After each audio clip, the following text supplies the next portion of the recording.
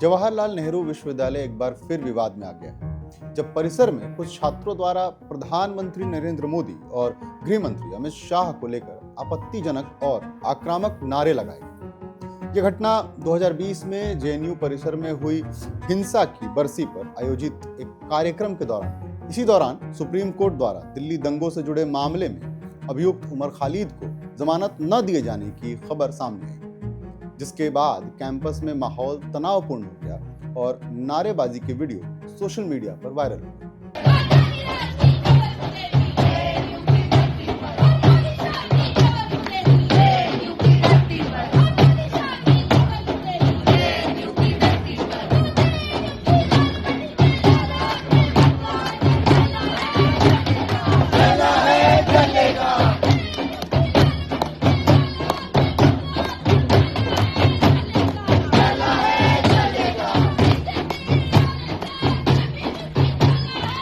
Video सामने आने के बाद जेएनयू प्रशासन ने तत्काल प्रतिक्रिया दी।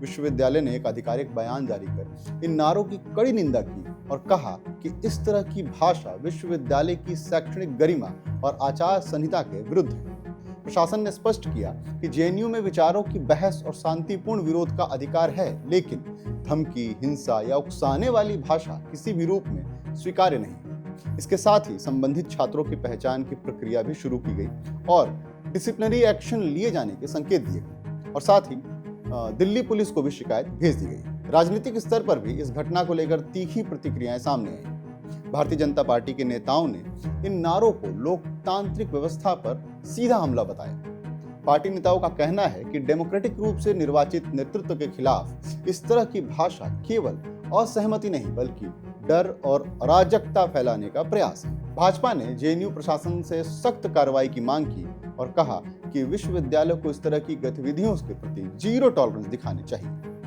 अखिल भारतीय विद्यार्थी परिषद ने भी नारों की निंदा करते हुए कहा कि असहमति के नाम पर की गई ऐसी नारेबाजी पूरे छात्र समुदाय की छवि को नुकसान पहुंचाती है। एबीवीपी ने आरोप लगाया कि कुछ वामपंथी छात्र समूह जानबूझकर जेएनयू को उग्र राजनीति का मंच बनाना चाहते हैं और इस तरह की भाषा लोकतांत्रिक छात्र राजनीति नहीं बल्कि अराजक प्रवृत्ति को दर्शाती है। इन प्रतिक्रियाओं के बाद मामला केवल कैंपस अनुशासन तक सीमित नहीं रहा। यह एक व्यापक बहस में बदल गया है और असहमति की सीमा क्या होनी चाहिए और क्या विश्वविद्यालय परिसरों में हर तरह की अभिव्यक्ति को वैध मान लिया जाना चाहिए। लोकतंत्र में असहमति का अधिकार निर्विवाद है, लेकिन असहमति की भी एक भाषा और मर्यादा होती है। किसी न्यायिक फैसले से असहमति जताना वैध है, ठीक है।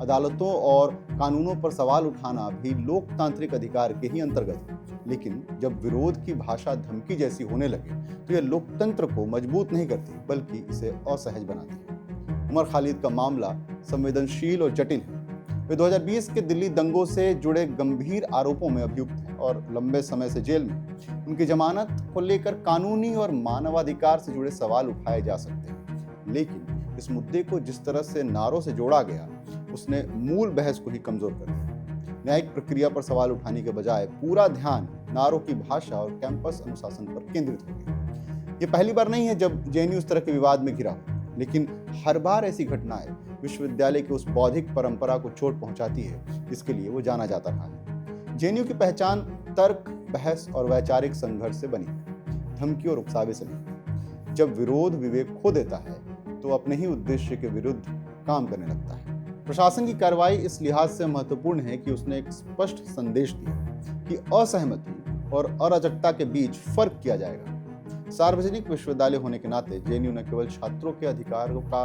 संरक्षक है बल्कि समाज के प्रति जवाबदेह भी। इस तरह की भाषा पर चुप्पी साधना संस्थागत विफलता होगी। इस विवाद से निकलने वाला एक सीधा सा सबक है।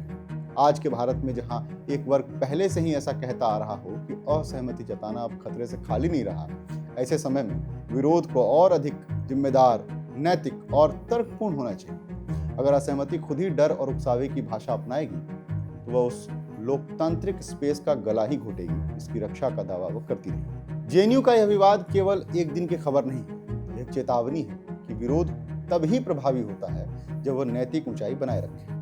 वरना नारे गूंज तो सकते हैं, लेकिन वे न्याय, स्वतंत्रता और लोकतंत्र के पक्ष में कोई ठोस तर्क खड़ा नहीं कर पाते।